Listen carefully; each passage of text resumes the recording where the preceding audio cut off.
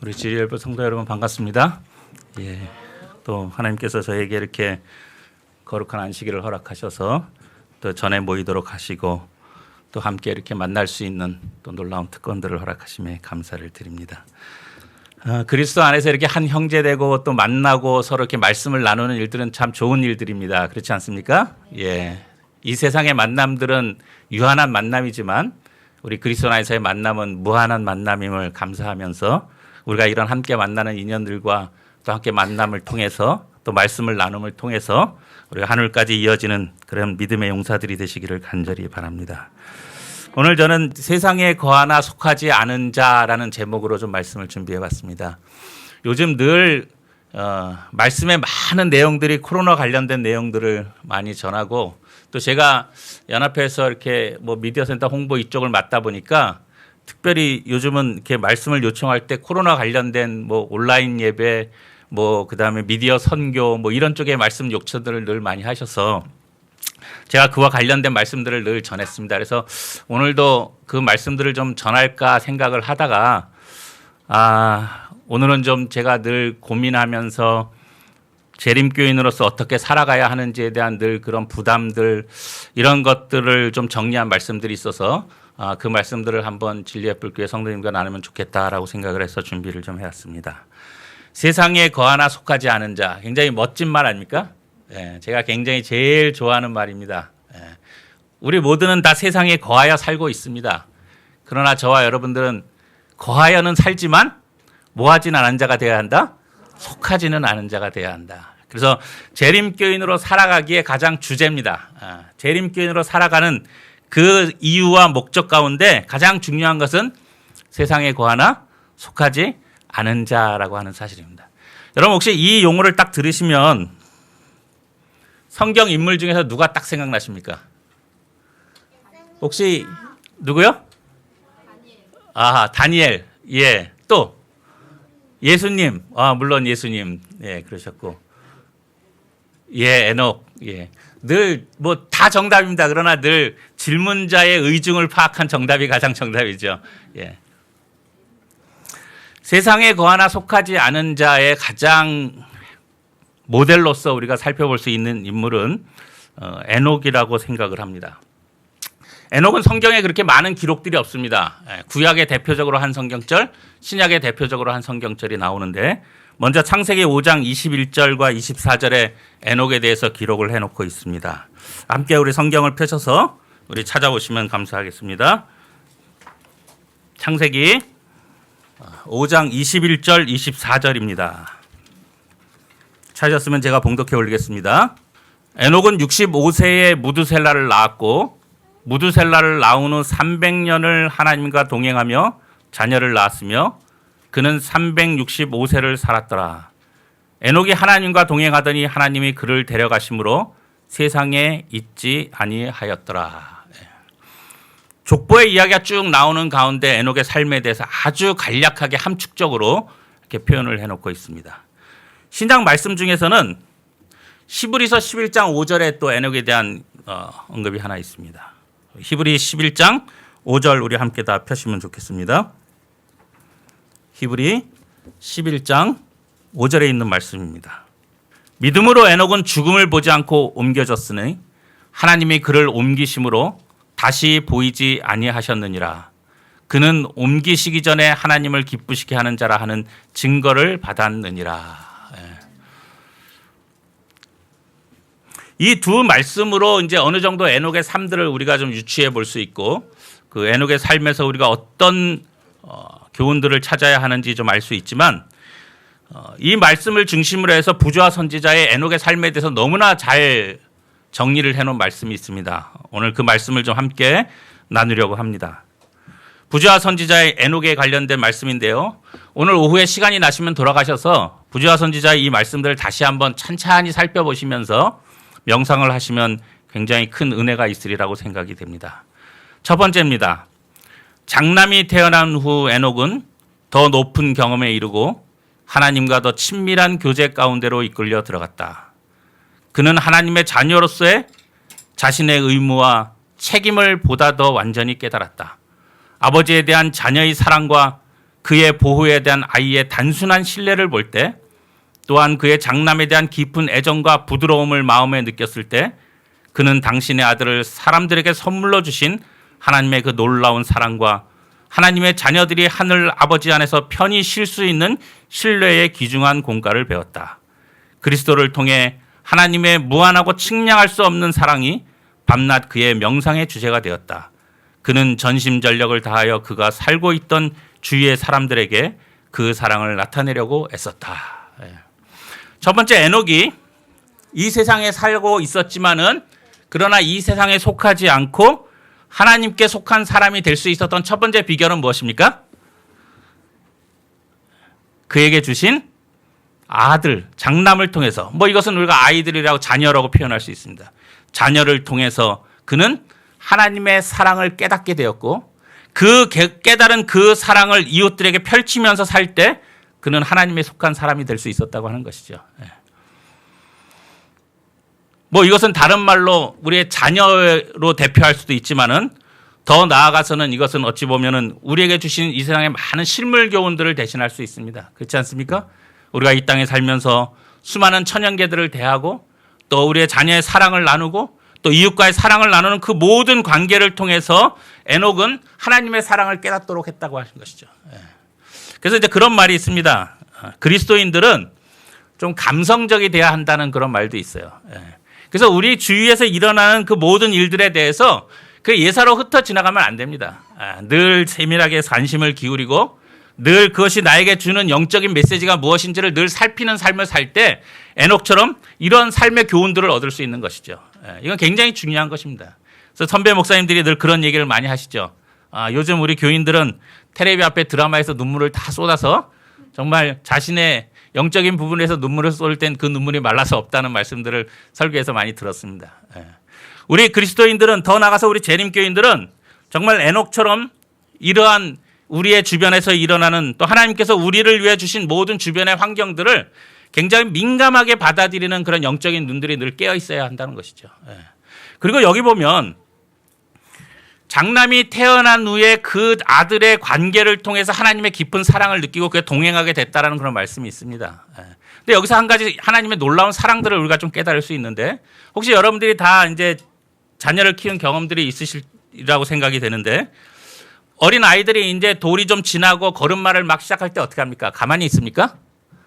자꾸 일어나서 어디를 뭔가 가려고 그러죠. 그럴 때 부모의 심정은 어떻습니까? 혹시 제가 아직 잘 걷지도 못하는데 가다가 넘어져서 다치기라도 하면 어떡하나 하고 늘 이제 보호를 하려고 그러죠. 그리고 이제 그 걸음마를 이제 막 시작하는 어린 아이와 이제 함께 걷습니다. 손을 잡고. 그럴 때 그 걸음이 어떻습니까? 보통 자신이 걷는 걸음대로 그렇게 성큼성큼 걸어서 갑니까? 그렇지 않죠. 누가 누구의 보폭에 맞춰요? 부모가 자녀의 보폭에 맞춥니다. 그 아이의 아주 아장아장 뒤뚱뒤뚱 거리는 그 걸음에 고개를 숙이고 몸을 낮춰서 손을 잡고 그 아이의 걸음에 맞춰서 한 발 한 발 움직이죠. 이게 동행 아닙니까? 에녹이 하나님과 동행했다고 하는 그 말씀들을 보면 저는 결코 에녹이 완전하고 의인이 되어서 하나님의 수준으로 올라가서 하나님과 동행한 것이 아니라 하나님께서 에녹의 수준으로 내려오셔서 에녹과 동행하셨다는 사실들을 우리가 깨닫게 되죠. 그것이 바로 하나님의 사랑이라고 하는 것입니다. 그래서 에녹은 자신의 아들의 그 경험을 통해서 하나님의 그 깊고 놀라운 사랑을 깨닫게 됐어요. 그래서 그는 이 세상에 거하지만은 속하지 않은 삶들을 살 수 있었다고 하는 것이죠. 두 번째입니다. 에녹이 하나님과 동행한 것은 황홀경 속에서나 이상 중에서가 아니라 그의 일상생활의 모든 의무를 행하는 가운데서였다. 세상에서 하나님을 위하여 할 일이 있었던 까닭에 그는 이 세상을 완전히 등진 운둔자가 되지 않았다. 가정에서와 사교 생활에서 남편이요 아버지로서 친구로서 시민으로서 그는 확고부동한 하나님의 종이었다. 에녹의 마음은 하나님의 뜻과 일치하였다. 왜냐하면 두 사람이 의합치 못하면 동행할 수 없기 때문이다. 이 거룩한 동행은 300년간 계속되었다. 에녹의 믿음은 세월이 흐를수록 더욱 강해지고 그의 사랑은 더욱 열렬하게 되었다. 활동적인 생활 가운데서 에녹은 하나님과의 교통을 꿋꿋이 유지하였다. 에녹이 하나님과 동행했습니다. 그런데 그가 그 동행한 것들은 세상에서 그에게 주어진 모든 의무를 다 뒤로 하고 오직 하나님과 동행한 그런 삶이 아니었다고 하는 것이죠. 그에게 주어진 의무, 즉 뭐요? 사교 생활에서, 가정에서, 남편이요, 아버지로서, 친구로서, 시민으로서 그의 모든 의무를 다 하는 가운데 하나님과 동행했다고 하는 것입니다. 예. 그리고 여기 말씀에 황홀경 속에서나 이상 중에서가 아니라 그의 뭐에서요? 일상생활에서 하나님과 동행했다고 하는 것이죠. 예. 이 말씀에 여러분 귀 기울이시길 간절히 바랍니다. 예. 때때로 우리가 잘못 이해하는 분들이 계십니다. 예. 하나님의 말씀을 전한다면서 가정을 다 버리고 그들의 의무를 다 버리고 그저 하나님께 올인하는 것, 이건 저는 그렇게 합당하다고 생각지 않습니다. 에녹은 그의 삶의 의무를 다 하면서 일상생활에서 하나님과 동행했다고 하는 사실들을 여러분 꼭 기억하게 되시기를 간절히 바랍니다. 세 번째입니다. 그의 사업이 더 커지고 더 분주하게 되면 될수록 그는 더 부단히 그리고 열렬하게 기도하였다. 그는 어떤 기간들에는 모든 교제 관계를 떠나 있기를 계속하였다. 한동안 백성들 가운데 머물러 교훈과 행실의 모본으로 그들의 유익을 위하여 일한 후에 그는 물러나서 하나님께서만 나누어 주실 수 있는 거룩한 지식에 줄이고 목말라 하면서 한동안 한적한 곳에서 보내곤 하였다. 이와 같이 하나님과 교제함으로 에녹은 점점 더 하나님을 형상을 반영하였다. 그의 얼굴은 거룩한 빛, 예수님의 얼굴에서 비치는 빛으로 빛났다. 그가 하나님과 교통하고 나올 때 경건하지 아니한 자들까지도 그의 얼굴에 찍힌 하늘의 인상을 경외심을 가지고 바라보았다. 아멘 아닙니까? 예. 사단이 만들어 놓은 현대인에게 가장 강력한 무기가 하나 있습니다. 뭡니까? 바쁘게 하는 겁니다. 바쁩니다. 예. 다 바빠요. 뭐 앞에 우리 여기 어린 친구들도 있지만 물어보면 어린 친구들도 다 바쁩니다 요즘. 예. 근데 저는 참 아이러니합니다. 예. 문명의 이기가 굉장히 많이 발명이 됐어요. 예. 그리고 정말 우리 생활을 점점 더 편하고 윤택하게 한다고 합니다. 그런데도 어떻게 합니까? 여전히 바빠요. 예. 뭐가 그렇게 바쁜지. 예. 그래서 제가 한 번은 서점에 나가서 이렇게 책을 좀 이렇게 보는 가운데 제목이 굉장히 역설적이고 특이해서 제가 그 책을 좀 샀습니다. 제목이 뭐냐면 너무 바빠서 기도합니다. 이런 책이에요. 예. 그래서 그 책의 이제 내용이 그런 내용입니다. 우리 현대인의 삶들이 너무 바쁘기 때문에 그 바쁜 속에서 기도의 시간을 찾는 것들이 너무 쉽지 않다고 하는 것이죠. 예. 그래서 여기도 에녹은 어떻게 했어요? 에녹도 늘 그 당시 바쁜 것 같아요. 그래서 그가 늘 바쁨의 일상 속에서 살다가 언젠간 한 시간을 띄어서 시간을 구별해서 그가 하나님께만 늘 바라보고 하나님과 교제할 수 있는 그러한 시간들을 한적한 곳에서 보냈다고 하는 것이죠. 그래서 다시 영적인 재충전을 하고 그가 다시 일상생활로 돌아왔을 때 그의 얼굴에는 하늘의 영광이 드러나고 있었다고 하는 것이죠. 예. 우리 진리의 뿔 성도님들의 삶에도 이러한 삶이 되시기를 간절히 바랍니다. 예. 바쁨 중에서도 하나님의 시간을 구별해낼 수 있는 것. 예. 그래서 그 시간만큼은 온전히 하나님과 교제하는 그러한 시간을 만들어내는 것. 그것이 우리 삶에, 우리의 영적인 삶에 우리가 실패하지 않고 우리가 영적인 삶을 이어가는 가장 중요한 열쇠라고 생각이 됩니다. 마지막입니다. 그 세대 사람들은 금은 보석을 모으거나 이 땅에서 소유물을 축적하는데 관심을 두지 않는 에녹의 어리석음을 조롱하였다. 그러나 에녹의 마음은 영원한 보화에 있었다. 그는 하늘 도성을 바라보았다. 그는 시온 가운데서 영광 중에 계신 왕을 바라보았다. 그의 생각과 마음은 하늘에 있었으며 그의 대화는 하늘에 관한 것이었다. 이 세상에 사악함이 많으면 많을수록 하나님의 집을 사모하는 그의 마음은 더욱 열렬하였다. 우리 맨 마지막으로 함께 읽으시겠습니다. 시작. 지상에 살면서도 에녹은 믿음으로 빛의 영역에서 살았다. 예. 이 말씀이 지상에 거하나 우리가 세상에 거하나 속하지 않은 자의 같은 말씀이죠. 예. 여기 보면 에녹은 어디를 바라보고 살았다고요? 하늘 도성을 바라보고 살았다. 예. 에녹은 그의 삶에서 늘 그의 시선은 하늘에 가 있었던 것이죠. 그가 이 세상의 일상생활을 모든 것들을 하는 가운데서도 그의 시선은 늘 하늘을 향해 있었습니다. 그래서 하늘 도성을 바라보고 그곳에 계신 예수님을 바라보고 그래서 그의 그런 삶들을 통해서 지상에 살면서도 에녹은 믿음으로 빛의 영역에 살 수 있었다고 하는 것이죠. 자, 이 말씀들을 함께 좀 정리를 해보겠습니다. 어떻게 에녹은 지상에 살면서도 빛의 영역에 살 수 있었나? 그렇다면 그 질문을 우리에게 돌리면 어떻게 재림 성도들은 이 세상에서 살아가야 하는가라는 것을 지금의 우리가 읽었던 부자 선지의 말씀을 통해서 정리하면 이렇게 나옵니다. 첫 번째, 자녀를 통해서 하나님의 사랑을 깨닫는 것입니다. 이것은 자녀와 더불어서 우리에게 주신 하나님의 실물 교훈들, 그리고 우리 주변에서 일어나는 모든 일들, 또 역사적으로 일어나는 모든 예언들, 이런 것들을 통해서 우리가 하나님의 오심과 하나님의 사랑과 하나님과 관계를 깨닫는 것입니다. 자, 두 번째는 일상의 모든 의무를 행하는 가운데서 하나님과 동행하는 것입니다. 우리의 의무를 저버리지 않고 우리에게 주어진 의무를 충실히 행하는 가운데 하나님과 동행하는 것입니다.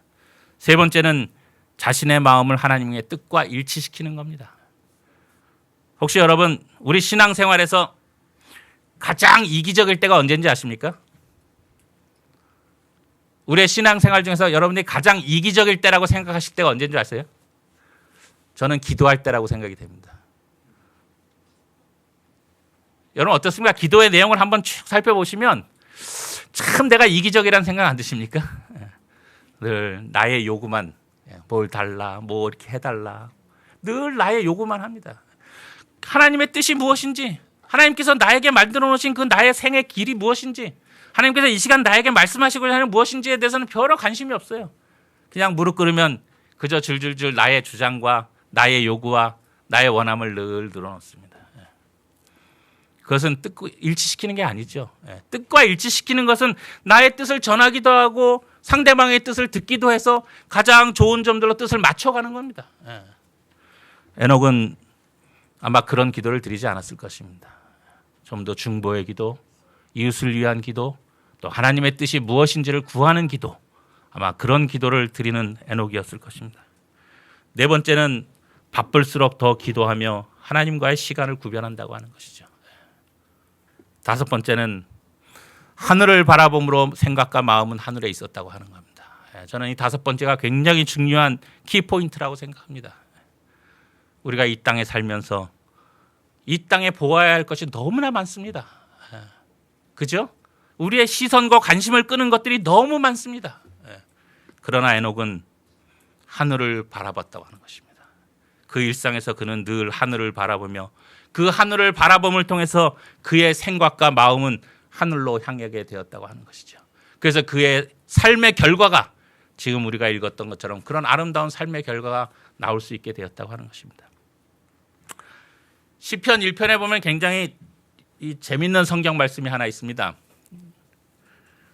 시편 1편에 보면 복 있는 사람은 악인의 길을 좇지 아니하며 죄인의 길에 서지 아니하며 오만한 자의 자리에 앉지 아니하고 오직 여호와의 율법을 즐거워하여 그 율법을 주야로 묵상하는 자로다. 그래서 복 있는 사람에 대한 특성이 나옵니다.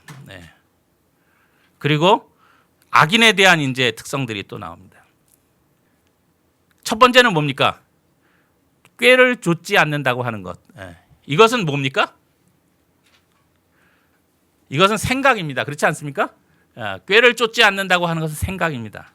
그 다음에 죄인의 길에 서지 않는다고 하는 것은 무엇입니까? 행동이죠. 그 다음에 오만한 자의 자리에 앉았다고 하는 것은 이제 그 습관입니다.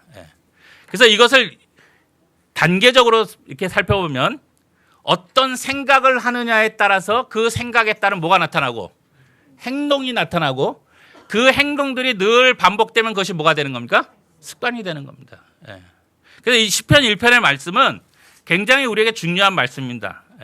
그래서 복 있는 사람은 이런 악인의 죄인의 오만한 자리의 생각과 행동과 습관 이렇게 단계적으로 이어지는 그러한 모습들을 가지지 않는다고 하는 것들을 보여주는 것이죠. 그래서 이것은 죄에 시작되는 단계를 보여주고 있는 겁니다. 그래서 우리가 죄에 관련된 생각을 하게 되면 그것은 결국 뭐로 나타나고 행동으로 나타나고 그 행동들이 늘 반복되다 보면 그것은 우리의 습관이 된다고 하는 것이죠. 결국 습관은 우리의 품성이라고 이야기할 수 있는 것이죠. 유명한 그 신학자인 사무엘이라고 하는 사람이 이런 말씀을 했습니다. 생각은 행동을, 행동은 습관을, 습관은 성품을, 성품은 운명을 낳는다. 사실 생각보다 더 우선한 것이 있는데 그것은 인간의 오감이다. 인간은 오감을 통하여 외부의 정보를 받아들인다. 늘 보고 듣고 만지는 것들이 우리의 생각을 지배할 수 있다. 따라서 무엇을 보고 듣고 읽는 것은 참으로 중요하다. 우리의 오감을 잘 통제해야 우리의 영혼도 맑아질 것이다. 또 여기 부모와 교사와 학생에게 보내는 권면에 보면 이런 말씀이 있습니다. 인간은 저들이 명상하는 대상에 따라 변화된다. 만약 저속한 생각들과 사건들에만 관심을 기울인다면 그 사람은 저속한 인물로 변할 것이다. 그래서 이 말씀들을 우리가 다 종합해 보면 결국 우리가 어떤 생각을 하느냐에 따라서 우리의 행동이 나타나게 되고 그 행동들이 반복되면 습관이 되고 품성이 된다고 하는 것이죠. 그렇다면 그 생각을 꼴지우게 하는 것은 무엇이라고요? 우리의 오감이라고 하는 거다. 보는 것, 만지는 것, 듣는 것, 이 모든 것들을 통해서 우리의 생각을 꼴지어지게 되는 것이죠. 그래서 결국은 우리의 습관과 품성이 어떻게 나오느냐는 제일 먼저 우리가 무엇을 보고 듣고 만지고 듣냐 하는 거로 인해서 꼴지어질 수 있다고 하는 것이죠. 그래서 에녹의 삶도 맨 마지막에 뭐예요? 그의 시선은 늘 어디에 있었다? 하늘에 있었다. 그래서 그의 생각은 늘 하늘의 생각으로 가득 찼기 때문에 그가 하나님과 동행하는 삶을 살 수 있었다고 하는 것이죠. 성경에 이것을 증명할 수 있는 여러 성경절들이 있습니다. 그 중에 하나가 창세기에 나오는 이 하와에 대한 이야기입니다. 창세기 3장 6절에 보면은 이 하와의 이야기가 나오는데 여자가 그 나무를 뭐한즉 본즉 먹음직도 하고 보암직도 하고 지혜롭게 할 만큼 탐스럽기도 한 나무인지라 여자가 그 열매를 따먹고 자기와 함께 있는 남편에게도 주매 그도 먹은지라. 여기서 여자가 먼저 봤습니다. 하와가. 보는 행동 다음에 뭐가 나옵니까? 먹음직도 하고 보암직도 하고 지혜롭게 할 만큼 탐스럽기도 한 나무인지라. 이건 뭡니까? 생각이죠. 그래서 그가 결국 그런 생각을 한 다음에 어떻게 해서 열매를 따 먹고, 이건 뭡니까? 행동이에요. 결국 무엇을 보느냐에 따라서 그 생각과 행동으로 이어진 것들을 우리가 볼 수 있죠. 우리 한 성경절 다시 하나만 더 보겠습니다. 사무엘하 11장 2절부터 있는 말씀인데요.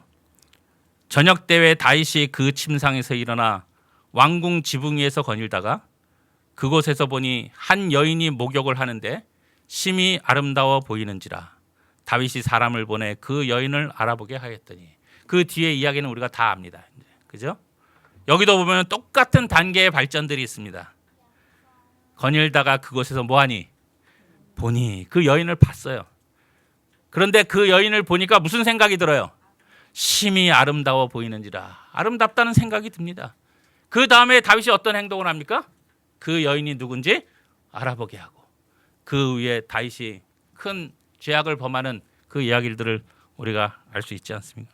그래서 정말 우리 그리스도인에게 있어서, 아니면 우리 재림교인에게 있어서 무엇을 보느냐 무엇을 듣느냐는 이만큼 중요하다는 사실들을 여러분 꼭 기억하게 되시기를 바랍니다.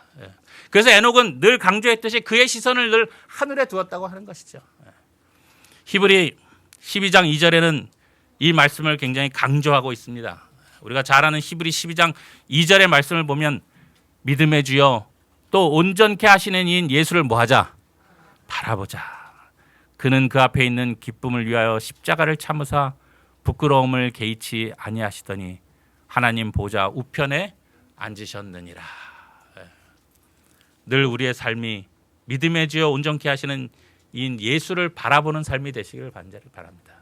우리가 예수를 바라보는 삶을 살게 될 때 우리의 생각은 예수님의 생각으로 가득 찰 수 있습니다. 그래서 우리의 생각이 예수님의 생각으로 가득 차게 되면 우리의 행동은 예수님과 같은 행동이 나올 수 있는 것이죠. 그래서 우리가 예수님과 같은 행동을 늘 우리의 일상생활에서 반복하게 된다면 결국 우리의 품성은 누구의 품성을 담는 것입니까? 예수님의 품성을 담게 되는 것입니다. 우리 진리의 불교의 성도님들의 삶이 다 이렇게 되시기를 간절히 바랍니다. 히브리 3장 1절에 또 한 말씀이 있습니다. 그러므로 하늘의 부르심을 받은 거룩한 형제들아, 우리가 받는 도리의 사도이시며 대제사장인 예수를 뭐하라? 깊이 생각하라. 우리가 예수님을 이렇게 깊이 생각하는 삶이 되기 위해서는 늘 히브리 12장 2절에 있는 말씀처럼 예수 그리스도를 바라보는 삶이 되시기를 간절히 바랍니다. 그런데 참 아쉽게도 저와 여러분들이 일상생활에서 예수님을 늘 이렇게 바라는 것보다 어디를 더 봅니까? 우리의 주변들을 더 보죠. 우리의 이웃들을 더 봅니다. 저 사람은 요번에 어떤 아파트를 샀대더라. 저 집은 또 요번에 차를 바꿨대더라. 저 집 아들은 요번에 어디를 갔대더라. 늘 우리의 시선들은 이 세상에 꺼여 돼 있어요. 그러다 보니까 하늘로 가야 될 우리의 눈이 우리의 이웃들로 가는 것입니다. 그리고 그 이웃들을 바라보게 되니까 우리의 생각은 뭐로 가득 찹니까? 세상의 것들로 가득 차게 되고 결국 우리의 생각들이 자꾸 세상의 것들로 가득 차다 보니까 우리의 행동들이 세상 사람과 다를 바 없는 행동들이 나타나는 것이죠. 우리 그리스도인들은 바라봄에 있어서도 달라야 한다는 사실입니다. 이 세상을 바라보지 않고 하늘을 바라볼 수 있는 그런 믿음의 용사들이 되시기를 간절히 바랍니다. 세상의 것들을 바라봄에 대한 분명한 경고의 말씀이 로마서 12장 2절에 있습니다. 로마서 12장 2절의 말씀에 보면은 너희는 이 세대를 본받지 말고 오직 마음을 새롭게 함으로 변화를 받아 하나님의 선하시고 기뻐하시고 온전하신 뜻이 무엇인지 분별하도록 하라. 뭘 본받지 말고요? 이 세대를 본받지 말라고. 여기에 말씀에 이 세대라고 하는 말씀은 헬라어로 보면은 시대의 유행이라는 그런 말씀이라고 합니다. 그 다음에 이 본받는다고 하는 말씀은 다른 이의 모형에 자신을 일치시키는 거예요. 그러니까 이 세대를 본받지 말라라는 말씀은 풀어서 얘기하면 이 세대의 유행들, 이 세대에서 일어나는 이 유행들에 나를 뭐하지 말아라. 일치시키거나 따라가거나 그 모습들에 너무 이렇게 신경 쓰고 바라보고 그것에 대해서 너무 관심 기울이지 말라는 말씀인 것이죠. 로마서 12장에 분명히 우리의 경고의 말씀들이 있습니다. 제가 한 예화를 한 두 가지를 들려드리겠습니다. 무슨 사진입니까? 딱 보시면 아시겠죠? 뭐가 불탔습니까? 지하철. 오래전에 있었던 대구 지하철. 전소된 지하철 차량의 모습입니다. 그런데 또 하나의 아주 굉장히 의미심장한 사진이 있습니다. 지하철 안의 모습입니다. 뭐가 가득 찼습니까? 연기가 가득 찼어요. 누가 봐도 위급한 상황입니다. 그렇지 않습니까? 근데 사람들이 어떻게 하고 있어요? 대피하지 않고 다 가만히 있어요. 이게 2013년 2월 28일 대구 지하철 화재 사건인데 이 열차에 있던 사람들을 구조한 다음에 왜 대피하지 않았습니까? 지금 이렇게 연기가 가득 차서 위급한 상황인데 왜 대피하지 않았습니까? 했더니 무슨 이야기를 했냐면 서로의 눈치를 보느라 객차를 떠나지 못했다는, 서로 눈치를 보느라고 서로 다른 사람들의 눈치를 보느라고 객차를 떠나지 못했다는 그 인터뷰가 나왔습니다. 또 하나의 예를 하나 설명드리겠습니다. 이게 2011년도에 일본에 쓰나미가 있었던 그 이제 도시의 한 이야기인데요. 유리아게시라고 하는 이 도시입니다. 이 도시는 이제 바다와 인접해 있고요. 그 다음에 큰 방파제가 앞에 있습니다. 그리고 중간에 이제 수에즈 운하라고 하는 큰 운하가 있습니다. 근데 여기 보시면 이쪽에 그 여러분 보시기에 이제 오른편에 있는 큰 도형이 있고 왼편에 있는 큰 이제 지구가 있는데 이쪽을 1지구, 2지구 이렇게 나누는데 파란색으로 표시된 게 있고 노란색으로 표시된 게 있을 겁니다. 근데 파란색으로 표시된 것은 그 집안에서 희생자가 한 명도 나오지 않은 것이고요. 노란색으로 표시된 것은 그 집안에 한 명이라도 희생자가 나온 것들입니다. 요거를 이제 조금 더 확대해서 보여드리면 이제 이렇게 됩니다. 그래서 이쪽이 1지구고 저쪽이 2지구인데 노란색은 그 집에서 한 명이라도 희생자가 나온 집들을 표시한 것이고요. 빨간색은 그 집안에 있던 모든 사람들이 다 사망한 집들을 표시한 겁니다. 그런데 유독 학자들이 이 상황을 이렇게 연구해 보니까 물은 분명히 1지구부터 들이쳤는데 유독 2지구에 빨간 표시된 집들이 많다고 하는 것이죠. 그러니까 가족들이 전체가 다 집안에 있는 가족들이 다 수몰되었던 그 집들이 1지구에는 하나도 없는데 2지구에서는 상당히 많이 나타났다고 하는 거죠. 그래서 왜 이런 일이 있었는가? 그래서 과학자들이 좀 분석을 했습니다. 그 분석을 결과들이 이제 나오기 시작했는데 지진 발생 후 이게 70분이라고 하는 시간이 있었습니다. 경보가 울리고 굉장히 많은 시간이죠, 그죠? 근데 그 70분 동안 과연 무엇을 했는가? 왜 대피를 안 했는가? 그래서 왜 이 많은 사람들이 그래서 5,600명 중에 700명이라고 하는 많은 사람들이 죽음을 맞이하게 되었는가? 그 다음에 제가 지금 말씀드린 왜 유독 2지구에서만 이러한 피해가 컸는가? 왜 온 가족이 다 이렇게 사망하는 사건들이 있었는가?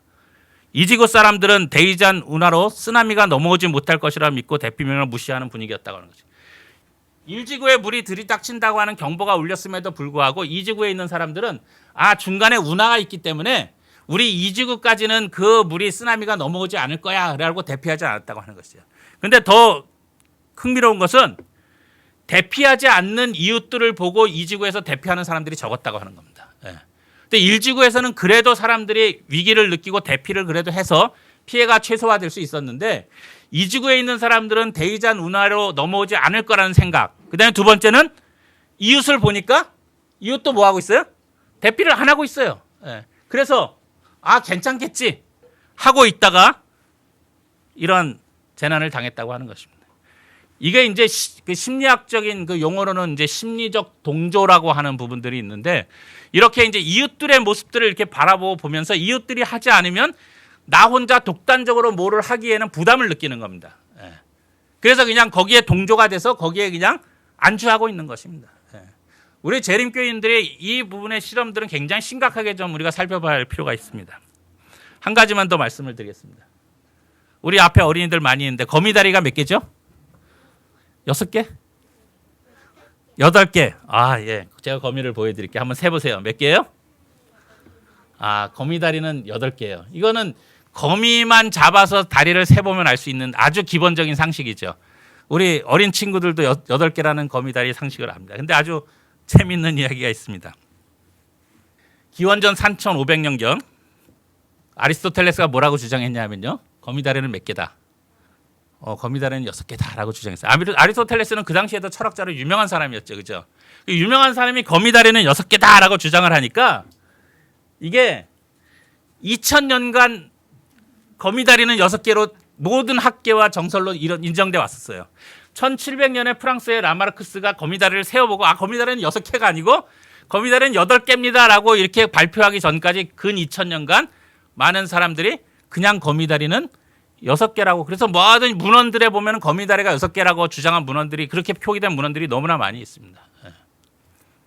그래서 이 마르틴 루터의 종교개혁이 우리가 위대하다고 하는 것은 이렇게 그 당시에는 많은 사람들이 교회의 행포에 또 다수 많은 사람들이 침묵으로 그 동조하는 시대에 모두를 입 닫고 있던 그 시대에 이 마르틴 루터가 정말 일어서서 분연히 일어나서 이 성경을 진리를 외칠 수 있다고 하는 것들은 오늘날 우리가 살고 있는 이 세대보다도 더 힘들고 어려운 세대였다고 하는 것이죠. 그래서 그의 종교개혁이 위대하고 놀랍다고 우리가 늘 이야기하는 것입니다. 그래서 이렇게 만연해 있는 정말 우리의 이웃들과 우리의 세상과 우리의 주변에 만연해 있는 이런 큰 조류를 거스리고 일어나서 분연히 새로운 사실들을 주장하고 그 진리를 따라가는 일들은 쉽지 않다고 하는 것입니다.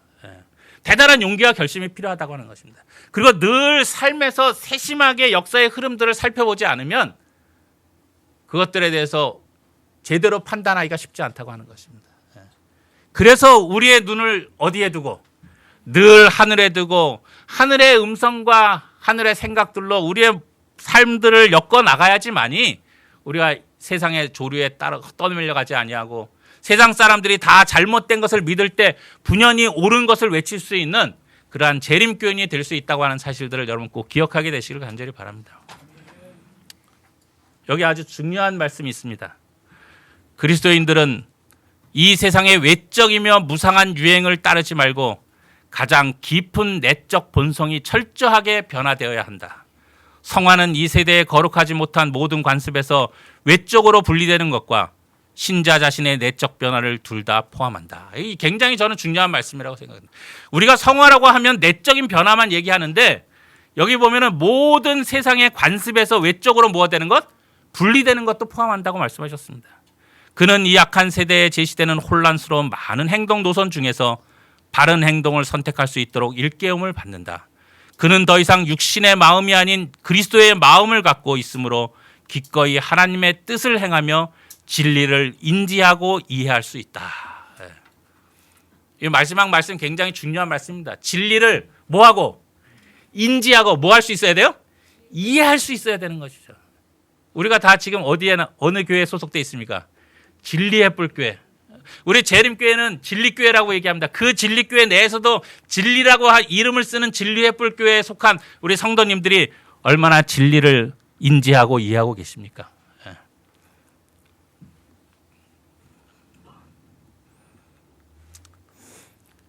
2009년 그 2기 교과 총론에는 굉장히 진리에 대한 중요한 말씀이 있습니다. 제가 이 말씀을 굉장히 좋아하는데 예수님께서 진리가 우리의 삶에 구체적이면서도 또한 실제적인 결과를 나타낼 것이라고 말씀하셨다. 진리는 단지 교리의 지식이나 성경절이 아니라 신자 개개인의 삶에 영향을 미치는 뭐다? 능력이다. 진리는 영적인 삶, 일상적인 삶에서 만나는 도전에 어떻게 대응할 것에 대한 뭐를 준다? 지침을 준다. 정말 우리의 삶에서 진리가 영향력을 미쳐서 그래서 우리 삶에 오는 모든 도전들을 그 진리로 인해서 그것들을 이겨나가는 그러한 삶이 앞에 말씀한 대로 진리를 인지하고 이해하는 삶인 것입니다. 우리가 그저 진리는 성경적 지식으로서 성경을 달달달달 외우고 어느 누구와도 성경을 통해서 지지 않고 그래서 정말 그냥 성경 토론만 하면 KO패를 시키는 그것이 진리의 다가 아니라고 하는 것이죠. 진리는 반드시 우리 삶에 뭐예요? 영향을 미치는 능력이 되어야 한다는 것입니다. 결국 이 말씀은 무엇입니까? 진리를 가지고 있으면 우리의 삶이 변화된다고 하는 것입니다. 우리의 지식만 변화되는 것이 아니라 우리의 삶 또한 변화되는 것이 진리를 인지하고 이해하는 삶인 것입니다.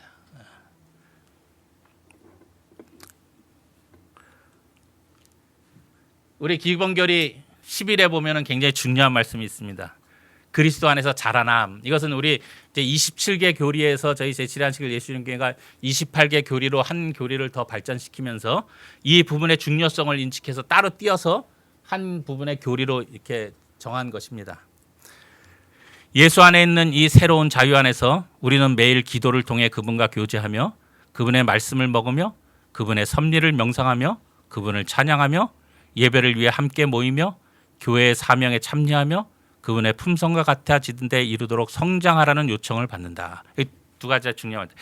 그분의 구원에 대해 증언하는 일과 우리 주변에 있는 사람들에게 사랑의 봉사를 하는 일에 우리 자신을 드릴 때 성령을 통해 계속적으로 우리와 함께 하시는 그분의 임재는 매 순간마다 매일 그것을 영적 경험으로 전환시킨다. 우리의 마음을 뜨겁게 하는 말씀 아닙니까? 결국 우리가 진리를 가진 백성으로서 그 진리가 우리의 삶에 영향을 끼쳐서 그래서 그 삶의 영향을 통해 우리의 삶이 변화된다면 우리는 두 가지 행동들을 해야 되는 것입니다. 하나는 뭐요? 구원에 대해 증언하는 일, 그리고 우리 이웃들에게 사랑의 봉사를 하는 일. 그래서 결국 그 이 두 가지 삶이 우리의 삶에서 계속 이루어질 때 저와 여러분들은 어떻게 된 거예요? 그리스도 안에서 자라나는 것입니다. 자라나지 않는 사람은 문제가 있지 않습니까? 그죠? 우리 아이들이 태어났는데 자라지 않으면 그 부모의 걱정이 얼마나 크겠어요. 아마 모든 병원을 다니면서 건강검진을 다 할 겁니다. 왜 이유가 뭔지를. 자연스러운 겁니다. 자라나는 것은. 그런데 우리가 때때로 머물러 있다면 어느 한 단계에 너무 머물러 있다면 우리는 이러한 하나님의 가르침들에 대해서 우리가 잘 깨닫지 못하고 하는 것이고 그 진리가 우리의 삶에 영향력을 끼치지 못하고 한다는 사실들인 것이죠. 우리 사랑하는 우리 진리교회 성도 여러분들이 우리 진리햇불교회에서 이 교회에 참여하며 진리를 배우는 우리 성도 여러분께서 진리를 그저 배우는 것이 아니라 더 나아가서 그 진리가 우리의 삶에 영향력을 행사할 수 있는 그러한 성도님들의 삶이 되시기를 간절히 바랍니다. 그래서 구원에 대해서 증언하는 일, 또 주변에 대해서 사랑의 봉사를 하는 일을 통해서 자라남으로 하나님께 더욱더 가까이 나아가게 되시기를 간절히 바랍니다. 요한계시록 23장 1절에 4절에 있는 말씀을 드리고 제 말씀을 마치겠습니다. 요한계시록 21장은 요한이 하늘에 대해서 묘사한 그러한 장입니다. 요한이 하늘에 대한 계시를 보고 그가 정말 벅찬 감정을 억제할 수 없어서 그가 가장 하늘을 어떻게 하면 잘 표현할 수 있을까 고민하다가 요한복음 21장에 하늘에 대한 표현을 했습니다. 또 내가 보니 새 하늘과 새 땅을 보니 처음 하늘과 처음 땅이 없어졌고 바다도 다시 있지 않더라. 또 내가 보매 거룩한 성 새 예루살렘이 하나님께로부터 하늘에서 내려오니 그 준비한 것이 신부가 남편을 위하여 단장한 것 같더라. 또 내가 들으니 보좌에서 큰 음성이 나서 이르되 보라 하나님의 장막이 사람들과 함께 있으매 하나님이 그들과 함께 계시리니 그들은 하나님의 백성이 되고 그들은 친히 그들과 함께 계셔서 모든 눈물을 그 눈에서 닦아주시니 다시는 사망이 없고 애통하는 것이나 곡하는 것이나 아픈 것이 다시 있지 아니하니 처음 것들이 다 지나갔음이로라. 멋진 표현 아닙니까? 하나님께서는 하나님의 백성들을 데려가시기 위해서 이런 하늘 도성을 준비하고 계심을 우리가 다시 한번 상기시켜 드립니다. 그런데 이 계시록 21장의 이 사도 요한의 하늘에 대한 많은 표현 중에서 여러분 가장 멋진 표현이 뭐라고 생각하십니까? 하늘을 가장 잘 표현한 성경절이 어떤 말씀이라고 생각하십니까? 제가 대부분 이 질문을 드리면 많은 분들이 신부가 남편을 위하여 단장한 것 같더라 그 말씀을 하십니다. 굉장히 또 멋진 표현이죠. 결혼식을 하는 신부가 그날의 주인공으로서 그 준비하는 모습들을 보면은 굉장히 아름답습니다. 그 한날을 위해서 그의 모든 준비의 과정들을 해나갑니다. 뭐 요즘은 제가 듣기는 한 달 프로젝트 뭐 이렇게 한다 그러더라고요. 그런데 제가 보기에는 그 말씀보다 더 하늘을 더 멋지게 표현해 놓은 성경절이 있습니다. 그것이 뭡니까? 제가 여기 지금 사진도 띄워놨는데 바다도 다시 있지 않더라. 왜 그럴까요? 사도 요한이 이 계시를 어디서 봤습니까? 반모섬에서 봤어요. 사도 요한의 제자들의 전승에 의하면 사도 요한은 굉장히 수다장이었다고 합니다. 말이 많았대요. 그 말이 많은 이유가 예수님께로부터 그 사랑이 너무 커서, 그래서 예수님의 그 사랑을 만나는 사람들에게 전하지 않고는 배길 수 없는 사람이었어요. 그래서 누구든지 만나면 그냥 밤을 새서라도 예수님의 사랑을 전하는 사람이 사도 요한이었다고 합니다. 근데 그가 반모섬이라는 섬에 고립됐습니다. 그곳에 그가 유배됐어요. 그래서 그가 가장 좋은 사람을 만나서 예수님의 사랑을 전하고 싶은데 사람을 만날 수가 없어요. 섬에 갇혀 있으니까. 그래서 사도 요한의 눈에는 뭐가 제일 싫었겠습니까? 바다가 제일 싫었어요. 저 바다만 없다면 내가 걸어서라도 정말 가서 사람들을 만나서 예수님의 사랑을 전할 텐데 저 바다가 나를 가로막고 있는 거예요. 그래서 그의 삶에서 가장 힘들게 했던 것이 뭡니까? 바다였어요. 아마 사도 요한이 한국 사람이었으면 그 뭐 유행가 중에서 바다가 육지라면 뭐 그 노래를 늘 아침마다 불렀을지도 모릅니다. 바다는 그에게 그만큼 고통스러운 존재였어요. 그래서 그가 1절에 제일 먼저 하늘을 딱 보고 내가 새 하늘과 새 땅을 보니 처음 하늘과 처음 땅이 없어졌고 모두 다시 있지 않더라. 바다도 다시 있더라. 그래서 저는 뭐 하늘에 이제 뭐 강이 있고 이렇게 해서 뭐 신학적으로 보면은 바다가 없다라고 뭐 있는지도 모르겠고 하여튼 이것이 그런 실제적인 바다가 있는지 없는지에 대한 그런 표현보다도 사도 요한이 이 말씀에서 하시고 싶은 말씀은 정말 새 하늘과 새 땅은 이 땅에서 우리에게 가장 고통스러운 십자가가 제하해지는 것이 하늘이라는 그 말씀을 전하고 싶었다고 저는 생각합니다. 그 말씀의 메시지라고 저는 생각을 합니다. 어떤 분에게 주는 그 고통은 다른 분에게는 아무런 고통이 아닐 수도 있습니다. 그런데 그분에게는 정말 심각한 고통이 있습니다. 그리고 저와 여러분들이 이 땅에 살면서 누구든지 십자가는 하나씩 다 지고 삽니다. 어떤 분은 2개의 십자가, 어떤 분은 3개의 십자가를 지고 삽니다. 그 십자가로 인해서 우리의 마음은 늘 힘들고 고통스럽고 우리의 눈에서 눈물이 나고 우리의 무릎을 꿇게 하지 않습니까? 그런데 하늘나라는 그것이 제하해지는 것입니다. 그 십자가를 주님께서 가져가시는 것입니다. 좋지 않습니까? 가고 싶지 않으십니까? 예. 우리 사랑하는 진리의 불 성도 여러분의 삶에서 늘 하늘을 바라보는 삶이 되시기 바랍니다. 그래서 우리의 십자가가 제어지는 그 하늘나라에서 저 여러분들이 꼭 다시 만나게 되기를 간절히 바라면서 말씀을 마치겠습니다. 하늘에 계신 우리 아버지 하나님, 어떠한 상태와 어떠한 상황 속에서도 희망을 보도록 하여 주셔서 감사합니다. 모든 사람들이 끝났다고 할지라도 우리는 다시 치유될 수 있고 살 수 있는 소망을 가질 수 있도록 하여 주셨음에 감사드립니다. 주님께서 주신 유일한 처방전, 회개하라는 말씀을 오늘 우리 모두가 귀 기울여 듣기를 원하오니 우리 마음 가운데 항상 함께하여 주시옵소서. 들어와 주시옵소서. 여기 모인 모든 진리의 불교의 자녀들이 그 누구보다도 재림을 고대하도록 도와주시고 지금 우리가 살아가는 이 삶이 천국과 같은 삶이 되게 하여 주시옵소서. 이 안식일 회복과 재충전과 치유의 안식일 되게 하여 주시옵소서.